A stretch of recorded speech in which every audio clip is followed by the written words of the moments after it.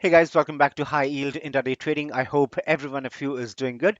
So before we start discussing today's topic, let me request you all to subscribe to my YouTube channel by clicking on the subscribe button here.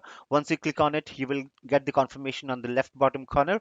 Post you subscribe to my channel, also make sure to press the bell icon and click on all. You will get the confirmation on the left bottom corner so that whenever I upload a video, you get the notification about the same without any misses. Also, I would request you all to subscribe to my Telegram channel with the name HYIT Intraday Calls because I share a lot of things over there and it might be helpful to you in some way or the other.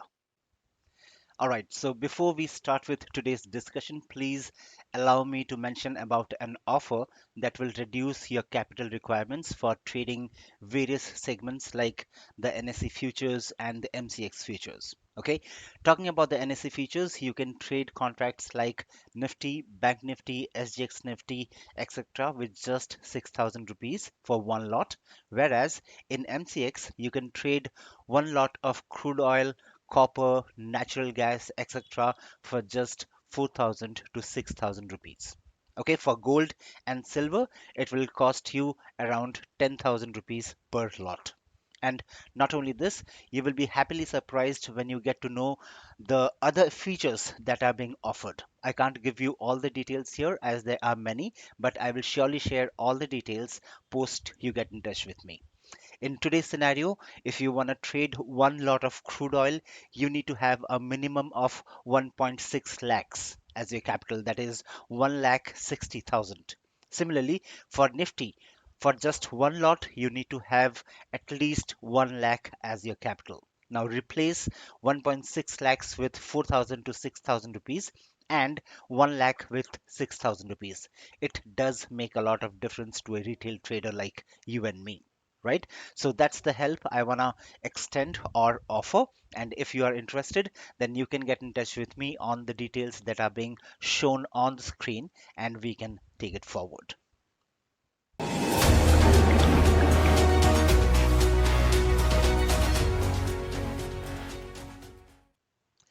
All right. So we keep hearing and I keep saying that if you know how to read and understand the technicals correctly, then it will be all. Okay. Trading will become easy for you and you won't struggle to make money. So I always emphasize on the technicals. Text, and text all the time, as if the texts are my gods. And in fact, they are my gods because they fetch me with some real money. Yeah. So the question is, how do we actually shortlist a technical and make it work for us?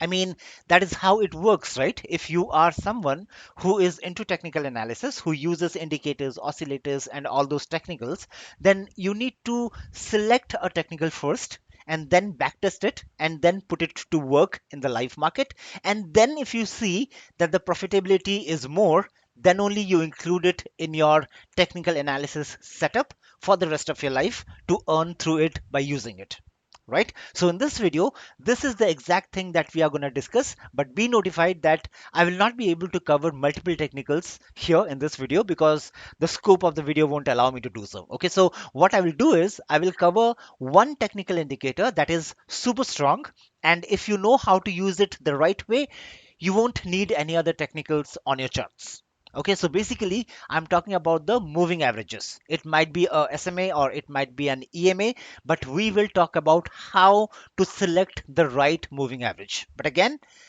I will just give you an idea of what all needs to be taken care of to select the right moving average. Okay, now rest of the job has to be done by you, wherein you need to be on the charts, testing, accepting, rejecting the various things according to your trading style or according to your expertise or according to your personality. Okay, so first thing first, let me mention in which trading styles can this be used and in which time frame they should be used. So please be notified that whatever we are going to discuss here in this video, it is not for intraday trading. This can be used either for swing trading or positional trading. Okay, but again, if you think that you can mold the things to be used in intraday trading, then it's good enough. You can try that and see if that works for you. But according to me, the technical analysis for day trading is a completely different game. Okay, it belongs to a different expertise level. I would say it's a god level, yeah. But anyways, take this as a disclaimer, and let me repeat myself again. If you still think whatever we are going to discuss in this video, if you still think that you can somehow amend it or rectify it or mold it to be used in day trading, then please go ahead and do that and try that on the charts before you actually make use of it in live trading. Okay, so having that said, let's move on to the charts. Okay, right. So this is the 1 day time frame chart for Nifty, as you can see on the top left corner. And also, if you see here, I have four moving averages. Okay, these moving averages are simple moving averages. So we have 10, 20, 50, and 100. Now, point number one is, since I am showcasing 10, 20, 50, and 100 SMAs, it does not make it mandatory that you have to use only those four SMAs. If you see that SMA 7 works for you, go for it. If you see that SMA 70 works for you, go for it. If you see that SMA 15 works for you, go for it. What I'm doing in this video is to let you know how exactly to select your moving averages. I'm not defining a line wherein you have to use this moving average. Okay, I hope you got the point. Now, moving on, let's go ahead and enable all the four moving averages. Okay, so they are hidden right now. I'm enabling it one after the other, and this is how the chart looks like. Now, the first thing that will come to your mind is, boss, how do I trade it? It's completely messed up. And that is the exact reason why I'm explaining all these things in this video.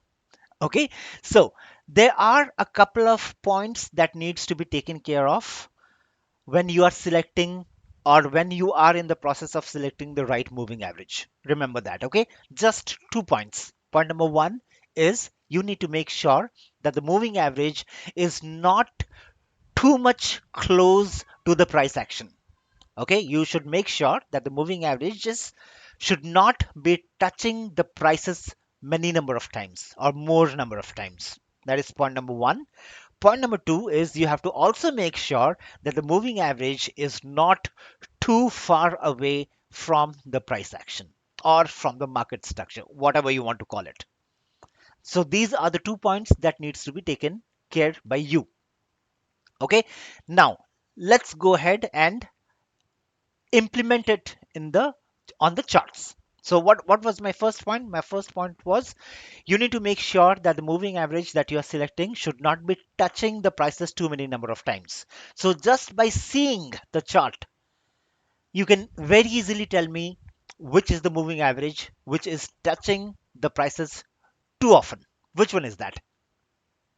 Obviously the smallest one, that is the 10 moving average, right? Now let me go ahead and hide the rest of the three moving averages, and let's just have 10 moving average. Okay, now I will not go with this particular moving average. Now, why? Okay, I just cannot deny because I don't like the 10 SMA. Okay, it's not the point, right? Just because I don't like an SMA, that does not give me the right to deny it. I need to have a solid reason why I'm denying 10 simple moving average, right? The reason is, in order to trade the market. Okay, let's say, for example, if a stock is going up like this, right? And you want to initiate a buy trade. So where will you initiate the buy trade? If the stock is going up, the right place to initiate a buy trade will be at the retracement levels, right? So this is one retracement level, this is one retracement level, and this is one retracement level, right? So these are some of the retracement levels where you will initiate the buy trades. You won't initiate a buy trade here, right? You won't initiate a buy trade here either. Not here. Those will be wrong. So because you want to initiate a buy trade, you cannot initiate a buy trade when the script or when the stock is at its high. That will be a wrong entry. So the right way is to wait for the retracement to happen, and then you initiate a buy trade. right? Now, have this explanation patch up with this particular chart, right? So no doubt it is making higher highs and higher lows, right? If you can see here, sorry, this guy is very beautifully making high highs and higher lows, right? But where to take the entry is the question. Now, I don't see a point where I can take the entry because every time I think of taking a buy trade, it falls below the 10 SMA. So that does not allow me to go ahead with a buy trade, right? And the simple reason is it's because the 10 SMA is touching the prices too often. So this is not allowing me to define a proper support area. And that is the reason why I am not using 10 SMA in my setup. Okay, so I'm going ahead and taking it off. Now, let's get on to the second point. If you remember, what was the second point? The second point was you need to make sure that the moving average is not too far away from the price action. So let me enable or let me bring in 100 SMA. Now, this SMA, of course, is too much away from the price action. Now, see the gap. Just a moment, right? This is a huge gap. This is a huge gap. This is a huge gap. This again is a huge gap. So if you use these SMAs, which are too much far away from the price action, then your entries will go wrong, your stop losses will be huge, and your trade will not work. That is the solid reason why I'm suggesting you not to use the moving averages that are too far away from the price action. So having that said, I'm taking off the 100 SMA from our selection. So 100 SMA is also rejected. So now we are left over with just two SMAs, right? Just a moment, guys.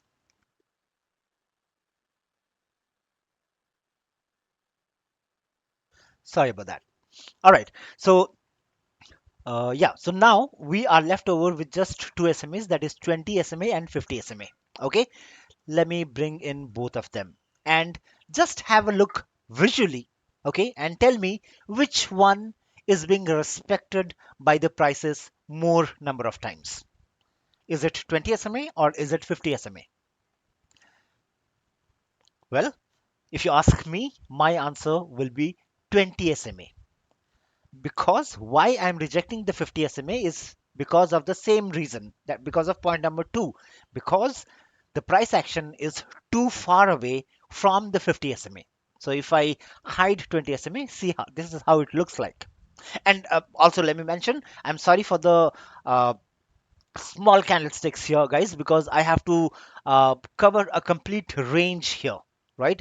So I have to make sure that a lot many number of candlesticks are visible, so that I can explain the stuffs. Okay, that is why the candlestick sizes are small. Please do excuse me for that, and please manage with that.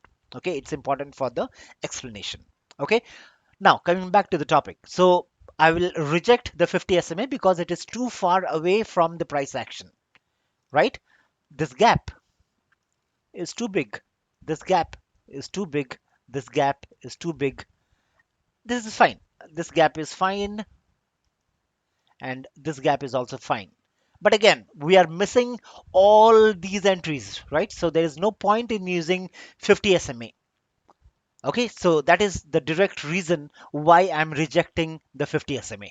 So the only thing which we are left over is the 20 SMA. So let me bring it in and let me hide the 50 SMA. So as I said, by having a look on this particular chart and by having the look on the candlesticks and the four moving averages, according to me, 20 SMA is the perfect SMA that I can work with. Okay, it is clearly giving some good entries. See here, this is a good entry, and it is getting a support from the SMA. And the difference between your entry and your support level is very less. So this makes a good entry. Again, here, this makes a good entry, right? Your entry level and the support level is very near. This also makes a good entry, right? This also makes a good entry. This also makes a good entry. So these are the things that needs to be taken care of. These are the things that needs to be seen by you, needs to be observed by you to decide which moving average should be on your charts. Okay, so let me just quickly go ahead and repeat the same thing again. The 2 points that needs to be taken care by you in order to find the right moving average that should be used on your charts. Point number one is you need to make sure that the moving average that is being selected by you should not be touching the prices too much. Point number two is you have to also make sure that the moving average that you're selecting should not be too far away from the prices. I hope that makes you clear on the point how to select a particular technical. Okay, another thing to add to it is, as I said, I'm just talking about the moving averages here. Let's say, for example, you are somebody who is using pivot points. Now we have different kind of pivot points, right? You can go ahead and amend or change the parameters of those pivots as well. So you need to make sure that you change the parameters of the particular technicals and then see which pivot point matches more with your charts. Let's say, for example, most of the guys use standard pivot points. Now, does that mean it works all the time? Obviously, no. Go for some other pivot points and see how they work. It might be the case that it works more beautifully than the standard pivot points. So the point which I'm trying to make here is don't go with the default settings all the time. That will not help you. That will not help you in good trading. Always try experimenting things with a strong logic. That is my point. Okay, so this is how you finalize which technical to use. Okay, now another perspective to this is in this nifty chart, we selected the 20 SMA to be the one which is most respected by the price, right? But will the 20 SMA work for all the segments like Bank Nifty or crude oil maybe, or maybe in the cash segment? The answer, unfortunately, is no. Because every segment has its own personality, its own temperament, its own volatility, its own liquidity, and all those hundreds of stuffs.